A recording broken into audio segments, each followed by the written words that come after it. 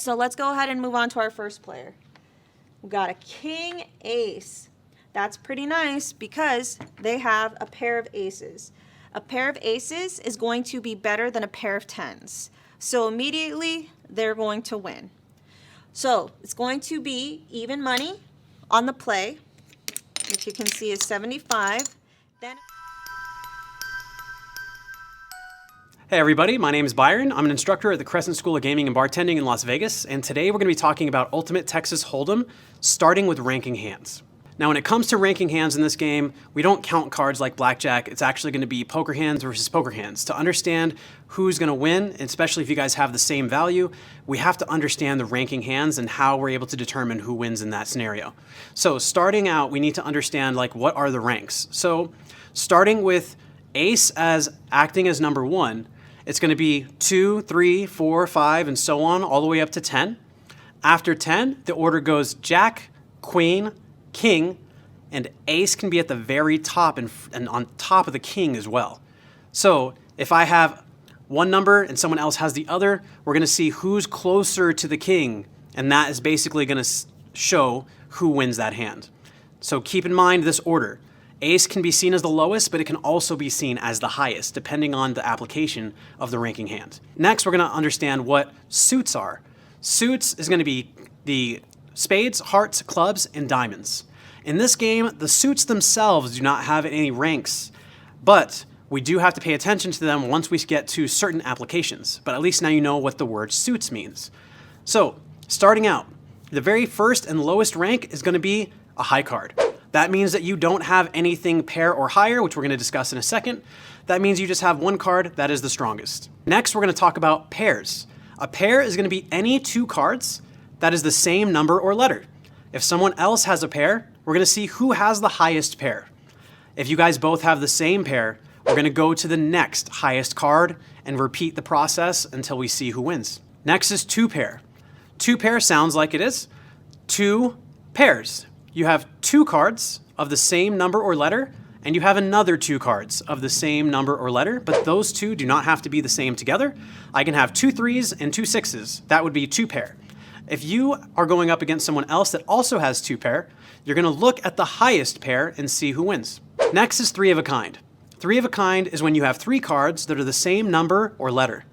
If you have three of a kind and someone else has three of a kind, we're going to see who has the highest number, and that will dictate who wins. Next is a straight. Straight just means numerical order. As I said earlier, an ace can act as a 1 in a straight, meaning ace, 2, 3, 4, 5, or it can also act as a straight on the high end, being ace, king, queen, jack, 10 as well. So if you have a straight versus someone else's straight, the highest number in that straight is the person who wins. Hey everybody, it's Byron in the editing room. If you found any value in this video so far, just wanted to let you guys know if you feel like supporting us, you guys can go to the video description and literally buy us a coffee. Any money that we get from that will literally buy us a coffee, or we'll put the money directly towards upgrading our equipment or making it in a way that we can continue to produce these free and detailed dealing videos for you guys.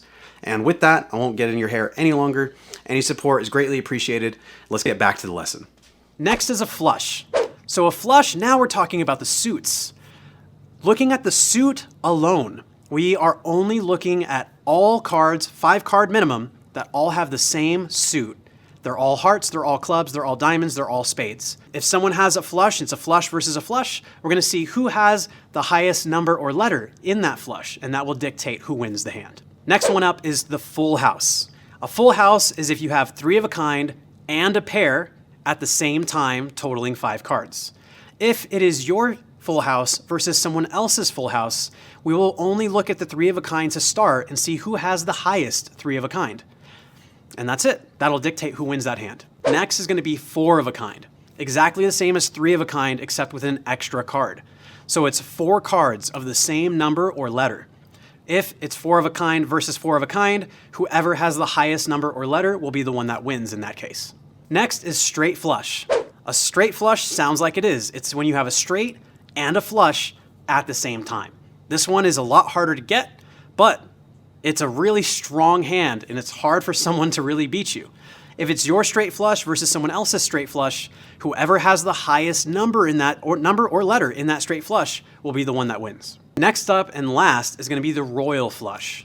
A royal flush is just a fancy name for a straight flush from ace through 10. So ace, king, queen, jack, 10. It doesn't matter what the suit is, but they have to all be the same suit, and it all has to be in numerical order from ace, king, queen, jack, 10, and that is your royal flush. That's the strongest hand in the game, and if you happen to have a royal flush, I don't think there's going to be very many people that are going to be able to beat you. So now that you understand how the rankings work, now we can move on to dealing the actual game. Now we understand who wins and who loses, and we'll put this information into practice.